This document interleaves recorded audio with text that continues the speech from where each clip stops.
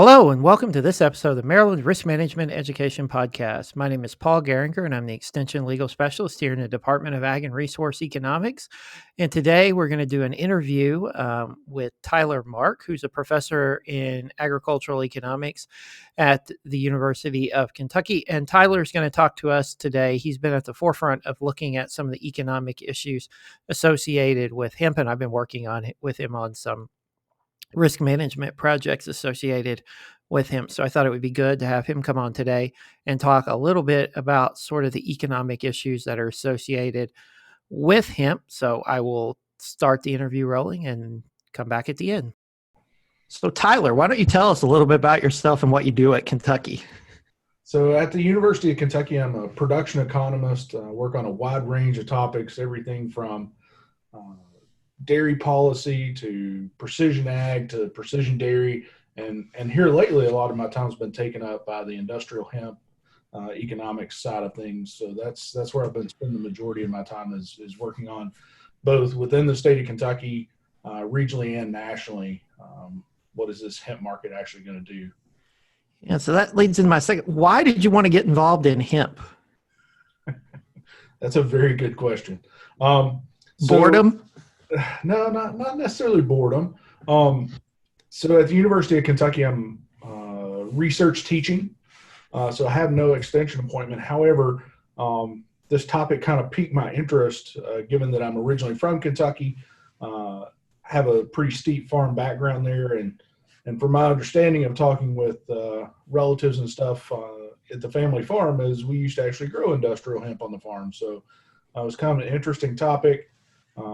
It's also not very often that you get to see a crop come out of basically purgatory and no production into production and potentially get into the mainstream agricultural side of things. So I thought that was a unique opportunity to be part of that and just to watch that grow. So I got involved in 2014 with a couple different things. And since 2014, my involvement in the crop has grown pretty rapidly. Okay. So why was Kentucky kind of the leader in this, and why did the growers want to get involved in growing hemp, and what made hemp so special? Well, I mean, if you look at farm incomes, they were coming down after the peak in 2012. So a lot of producers were searching for other products to put into their crop mix, and hemp was one of those that kind of came around. Additionally, if you look back in history, Kentucky had a long history of hemp production in the state, specifically on the seed production side of things. So it's not something that was brand new to the state. We knew we had a pretty good environment for it. We have a lot of smaller producers that could transition into it fairly easily. Some of the production practices fit into some of our production schemes here in the state of Kentucky. So, I mean, it was kind of a natural fit in terms of that. And I think there's also some novelty around the term hemp as well, and nostalgia, I guess you would say, that we've seen play out in the media as well. And I'm guessing some of those growers are tobacco growers looking for something new or trying to transition out, or? So if you rewind back to 14, when we started in the state of Kentucky, a lot of the acreage and stuff would have been wrapped up in grain and fiber. And we really thought that's where it was going to go. And then starting in that 15, 16, 17 time period, essential oils, or what we think of as CBD, started to come out. And yes, that type of model fits very well into those production models for tobacco that we already had. So we already had the labor, we already had the machinery, we already had some of those pieces already set up to be able to jump right directly into that production system. So yeah, it was kind of a natural transition there. But I think long term, we're going to change what those production systems look like. Yeah. So, yeah, with CBD, you kind of led into this. With CBD, I guess it's mainly with CBD and some of the essential oils. There's these rumors of large profits being possible. Is that really possible? Because I've heard anything from like $10,000 to $50,000 an acre and other pipe dreams that I think producers are spouting off. Well, I don't know that I would claim it it's definitely not all producers. So let's back up and let's clarify that.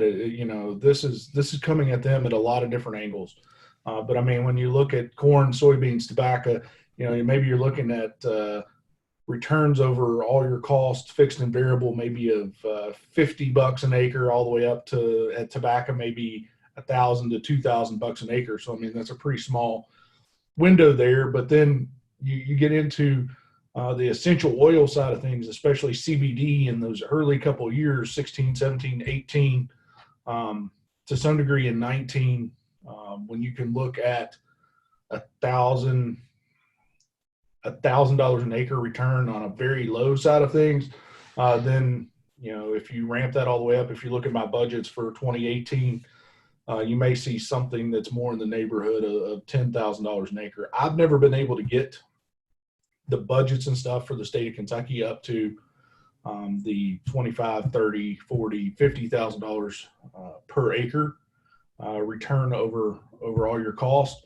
Part of that is a function of the state of Kentucky as a total THC state. So when you look at total THC and you're at 0.3%, I basically look at a 25-to-1 ratio, which would put you at about 7.5% CBD on the upper end.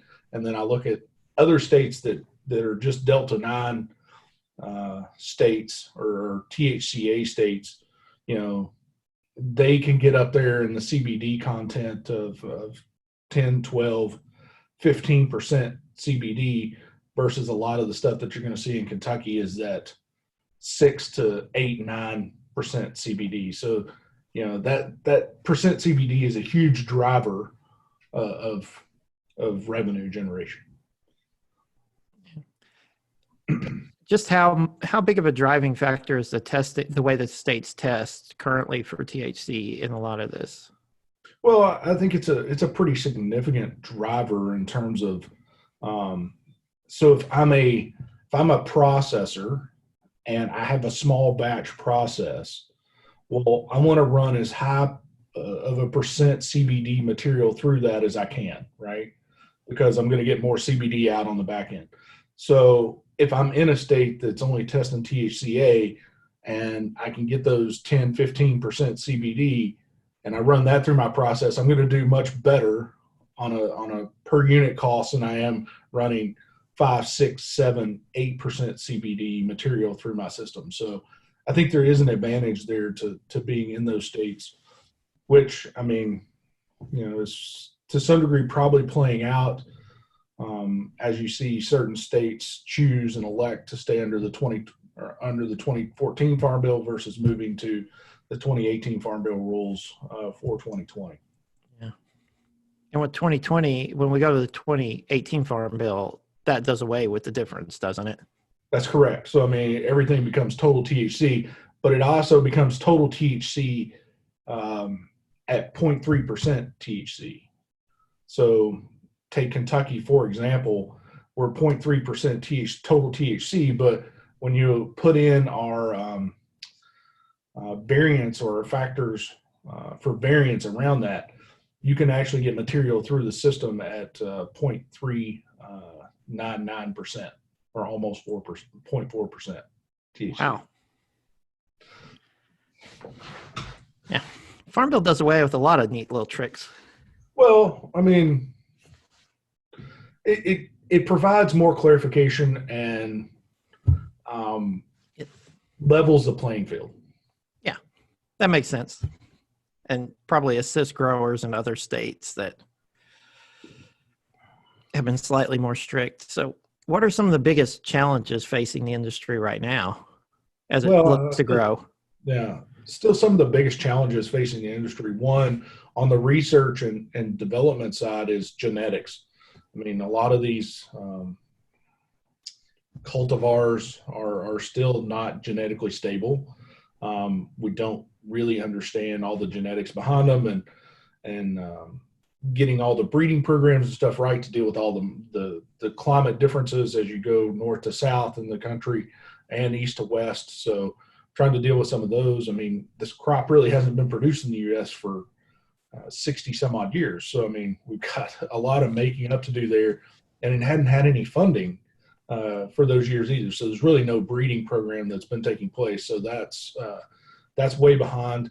The other side of this is on the regulatory side and continuing to provide clarity as to what's going to happen. So where is FDA going to land on this? I mean, they keep providing a little bit of guidance here and there, and there's a lot of things potentially moving through Congress to help continue to provide clarification on this, but we've still got a long way to go.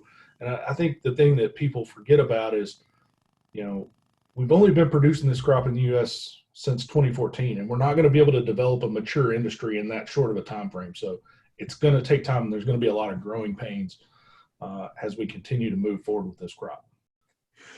So yeah, so where do you think it'll be in the next 10 years if we keep moving forward and get the genetics issues figured out and provide more regulatory clarity? Right. So I think the next 10 years for this crop are going to be really interesting. I think you're going to start to see now, with as prices have come down on the CBD and the essential oil side of things, specifically CBD, you're going to see some emphasis on some other cannabinoids. So you're starting to see CBG come into play in talks in certain places, and varieties are getting marketed as specific CBG varieties. I think you're also going to start to see the grain and fiber side develop as well. But it's going to take time for those genetics to come along as well, because we have issues on the genetic side in the essential oil side of things, but we also have some of those same issues, especially in the U.S. on the grain and fiber side of things. So, I mean, I've seen a number of varieties that have come in from other countries for the fiber side of things, and they tend to turn out hot or over that 0.3% THC. Well, we need to get that corrected. What's causing that? If you look at some of the studies by Larry Smart and his group, they talk about, they think it's genetic based, not environmental based, that's causing that. So we need to get some of that corrected. We need to figure out the yield side of things on the fiber. Can we get fiber yields up? But we've also got to think about, from the fiber side, not just it's not just a field of dreams, grow it and people are going to come use it. You got to think about what that end product that fiber is going into and work backwards. So what are the tolerances and the specifications that end product needs in terms of fiber length and those types of things, and then develop that all the way back through the genetic process to produce the type of fiber that's needed for that. On the grain side of things, a lot of the grain varieties are coming out of Canada, and when you move them south, that changes the way that they grow. So they may or may not work as well in different latitudes. And another thing that we're going to see, I think, come along is the chemical side of things. The chemical and insecticides, herbicides is going to come along and provide some of those other protections that we're used to with a lot of our other crops. Then lastly, when you get down to thinking about the CBD and the essential oil side of things, I think what you potentially could end up seeing over the next 10 years is that market kind of fragment. You're going to have some of those cannabinoids that end up getting pulled under a pharmaceutical side of things. Some of those cannabinoids are going to stay in the nutraceutical side of things, and that market's going to fragment. And so you're going to see these two kind of different markets. You're probably also going to see mechanization come along, especially on the essential oil side of things, because it's quite expensive in terms of labor to deal with some of those products, harvest, weed management, so on and so forth in our current production systems that we're using. So we're going to probably move those to broadacre crops at some point in time in the next 10 years.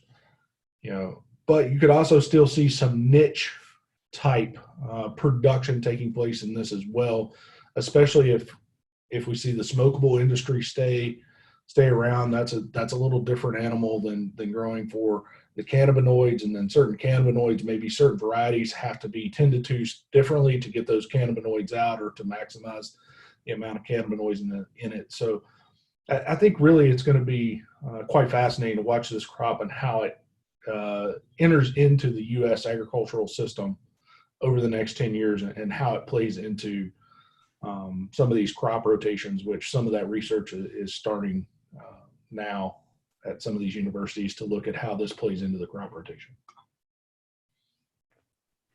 That's all the questions I have. So thank you. You're welcome.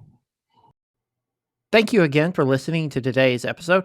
Again, if you have any questions, you can email me at lgoering@umd.edu, and I'll put Tyler's contact info down in the show notes as well. So you can get in touch with him if you have specific questions related to hemp, or you can tweet me at AglawPaul or find me on Instagram. Thank you again for listening and enjoy the rest of your day.